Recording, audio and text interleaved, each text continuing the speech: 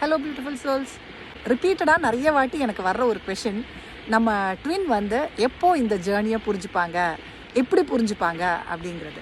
இந்த கொஷினே தப்பு ஆக்சுவலி. ஏன்னா இந்த ஜேர்னியை அவங்க ஏன் புரிஞ்சுக்கணும் அப்படின்னு நம்ம ஆசைப்படணும்? அவங்க நம்மளோட அந்த அன்பை புரிஞ்சுக்கணும், நம்மளை புரிஞ்சுக்கணும், நம்மளோட அந்த சோல் லெவல் அந்த லவ்வை அவங்க அக்செப்ட் பண்ணணும். அதுதானே நமக்கு தேவை. அவங்க இந்த ஜேர்னியை புரிஞ்சுக்கிட்டா என்ன, புரிஞ்சிக்காமல் இருந்தால் என்ன? ஒருவேளை நீங்கள் நினைக்கலாம், நீங்கள் இந்த ஜேர்னியை புரிஞ்சுக்கிட்டதுனால தான் அவங்கக்கிட்ட இவ்வளோ லவ்வாக நீங்கள் இருக்கீங்க, இன்னும் வந்து கனெக்டடாக இருக்கீங்க, அதே மாதிரி அவங்களும் புரிஞ்சுக்கிட்டாங்கன்னா அந்த கனெக்ஷன் வந்துடும் அப்படின்னு. தப்பு ஆக்சுவலி. நீங்கள் வந்து இந்த ஜேர்னின்னு புரிஞ்சுக்கிட்டதுனால கனெக்டடாக இல்லை, இது சோல் கனெக்ஷன். நீங்கள் ஜேர்னியை புரிஞ்சுக்கிட்டாலும் புரியலைனாலும் இந்த கனெக்ஷன் உங்களை விட்டு போகாது. ஸோ அவங்களுக்கும் இந்த ஜேர்னி தான் நீங்கள் போய் சொன்னாலும் அது புரியாது.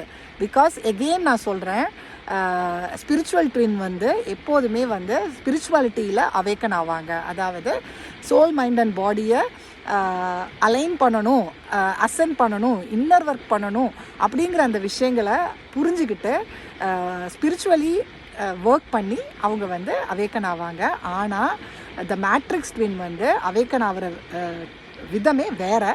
அங்கே வந்து அவங்களுக்கு இந்த ஸ்பிரிச்சுவாலிட்டிலாம் புரியாது. அவங்களுக்கு கடவுள் கொடுக்குற பாடங்களும் ஸ்பிரிச்சுவாலிட்டி ரிலேட்டட் கிடையாது, ஃபிசிக்கல் வேர்ல்டு. பிகாஸ் அவங்க ரொம்ப மெட்டீரியலிஸ்டிக் பர்சன். ஸோ இந்த மெட்டீரியலிஸ்டிக் வேர்ல்டில் இருக்கிற ஆசைகள் எல்லாமே வந்து அவங்களுக்கு அடியாக கிடச்சிக்கிட்டே இருக்கும். அவங்க எதுலெல்லாம் ரொம்ப அட்டாச்சாக இருந்தாங்களோ அந்த விஷயத்தில் எல்லாம் அவங்களுக்கு அடி கிடைக்கும். ஸோ அவங்க இந்த பாடங்கள் கற்றுக்கிறது வேறு மாதிரி. அதனால் இனிமேல் இவங்க எப்போ இந்த ஜேர்னியை புரிஞ்சுப்பாங்களா? சாரி டியர்ஸ், முன்னாடி ஃபோன் ஸ்விட்ச் ஆஃப் ஆகி போயிடுச்சு. ஸோ அதுக்கப்புறம் போயிட்டு நல்லா தூங்கிட்டு இப்போ தான் எழுந்திரிச்சேன்.